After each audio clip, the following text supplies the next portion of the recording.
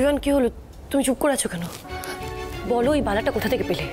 কোথায়, কখন, কিভাবে পেলাম সব বলবো তোমাকে, কিন্তু এখন না। এখন একটা কাজের মধ্যে আছি। তুমি আগে কাল আমার সাথে দেখা করো, তারপর তোমাকে সবটা বলে বালাটা ফেরত দেবো। ওকে? আচ্ছা ঠিক আছে, তুমি জানিও কখন দেখা করব। এখন রাখছি। ওকে।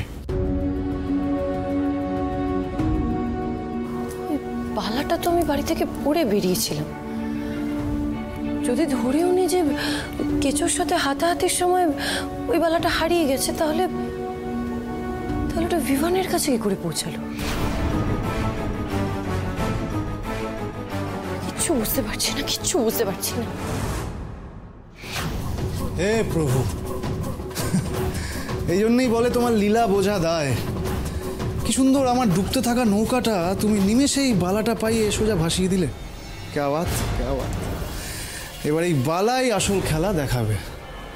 এতদিন ধরে দিশার পেছনে আমি যত ইনভেস্ট করেছি সেগুলো যদি কাল সুদে আসলে ফেরত না করতে পারি, তাহলে আমার নামও বিমান ব্যানার্জি নয়। তবে তার আগে এটা জানতে হবে যে আমাকে কিছু না জানিয়ে দিশা রনিতকে নিয়ে কেচোর গর্ত অব্দি পৌঁছলো কি করে।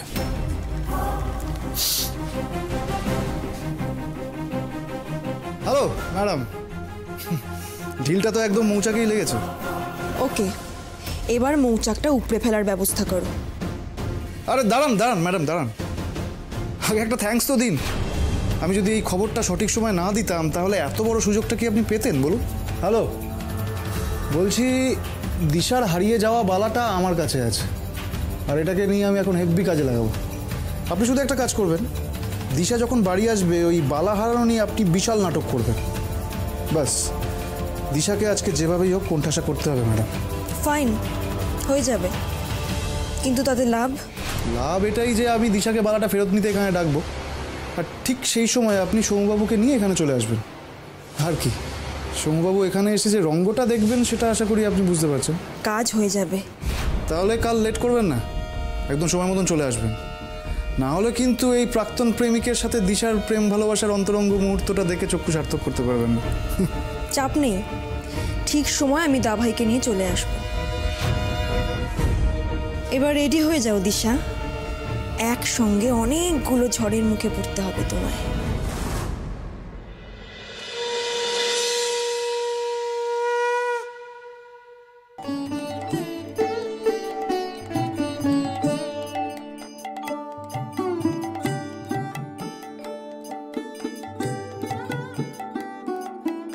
বলছি গুবলাই এখনো স্কুল থেকে ফেরেনি? সেটাই তো আমিও ভাবছি, 6টা বেজে গেল এখনো ফিরলো না। অন্যদিন তো অনেক আগেই ফিরে যায়। হ্যাঁ সেটাই তো এখন। আচ্ছা আমি একটা ফোন করে দেখি ওই বাসের ছেলেটাকে। হ্যাঁ গুবলাই,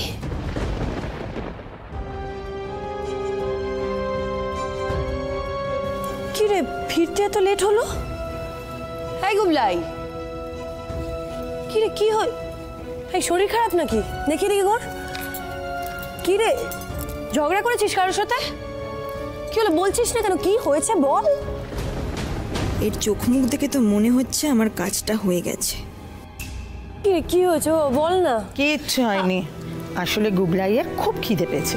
গুবলাই, আমি তোমার জন্য গরম গরম চাউমিন করে আনছি, ততক্ষণ তুমি এই প্রসাদটা খাও। না, আমার প্রসাদ লাগবে না। কেন গুবলাই, তুমি তো প্রসাদ খেতে ভালোবাসো। হ্যাঁ ভালোবাসতাম, কিন্তু আর এখন ভালোবাসি না। আমি আর কখনো প্রসাদ খাবো না, কারণ গড খুব খুব খুব পচা। গুবলাই কি হচ্ছেটা কি? এরকম কথা বলতে নি। গড কেন পচা হতে যাবে? কারণ গড আমার কথা শোনে না, আমাকে শুধু পানিশ করে, আর যারা খারাপ তাদেরকে খুব ভালোবাসে।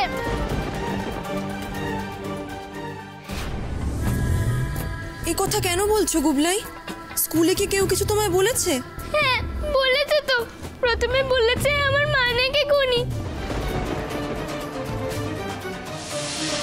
তারপরে বলেছে এছাড়া নাকি আমার বাবা হতে পারে না, আর এটাও বলেছে মা নাকি শাগনিক আঙ্কেলকে মেরে ফেলেছে। বলো মা, এগুলো তো সব মিথ্যে কথা তাই না? বলো না মা, ওরা মিথ্যে কথা বলছে তাই না? তুমি শাগনিক আঙ্কেলকে কেন মারতে যাবে? চাকনিক আঙ্কেল তো কত ভালো। আর তোমরা তো বলেছিলে চাকনিক আঙ্কেল একটা কাছে কাছে ফিরে আসবে, তাহলে ওরা এত পচা পচা কথা কেন বললো? বলো না মা, বলো না।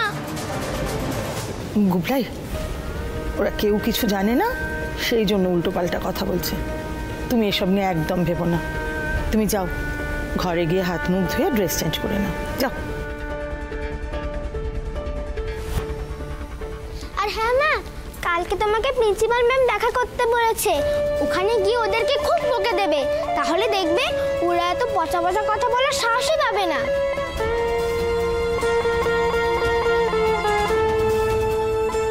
আমি জানি কথাটা শুনতে তোমার খারাপ লাগবে দিশা, কিন্তু একদিন না একদিন তো গুবলাইয়ের সাথে এই ঘটনাটা ঘটতোই।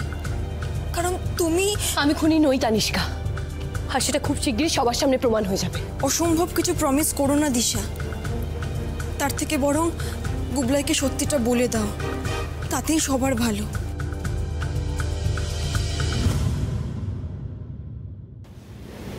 দেখেছো তো দিশা, তোমার পাপের শাস্তি শুধু আমরা নই, ওই বাচ্চাটাও পাচ্ছে। আপনারা বিশ্বাস না করলেও এটাই সত্যি যে আমি কোনো পাপ করিনি, কিন্তু দেখুন তো সবচেয়ে বড় শাস্তিটা কিন্তু আমিই পাচ্ছি।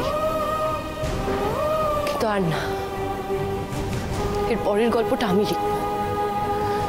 একদিন সবার সামনে আমি শাগনিকবাবুর খুনিকে এনে দাঁড় করাবো, আমি কথা দিলাম।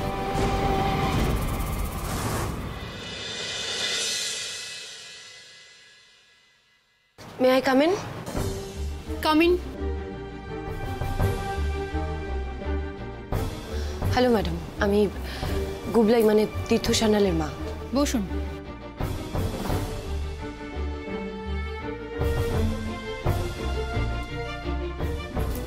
বলছি তীর্থকে নিয়ে মানে গুবলাইকে নিয়ে ঠিক কি সমস্যা হয়েছে এখানে? তীর্থ, তুমি বাইরে গিয়ে বসো, আমাদের কথা হয়ে গেলে তোমাকে ডাকবো, ওকে?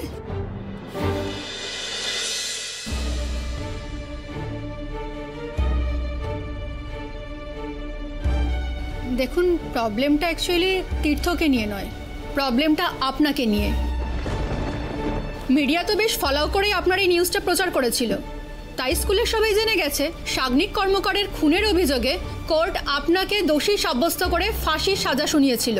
তারপর তো মিস্টার সৌম্য কর্মকার মানে ওনার দাদা কেসটা উইথড্র করে নেন।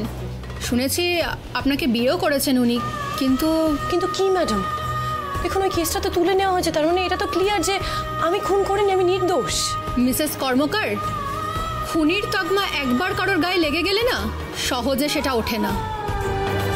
তাছাড়া মিডিয়া আপনাকেই দোষী সাব্যস্ত করেছে, সবার মাথায় সেই ইমেজটাই আছে। কিন্তু তার জন্য আমার ছেলেটা তীর্থ কেন শাস্তি পাবে ম্যাডাম? ও তো খুব ভালো স্টুডেন্ট।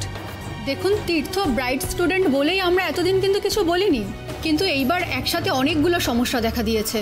কি সমস্যা? প্রথমত, বুবলাইয়ের বাবার পরিচয় আমরা জানি না। আপনি আনম্যারিড ছিলেন,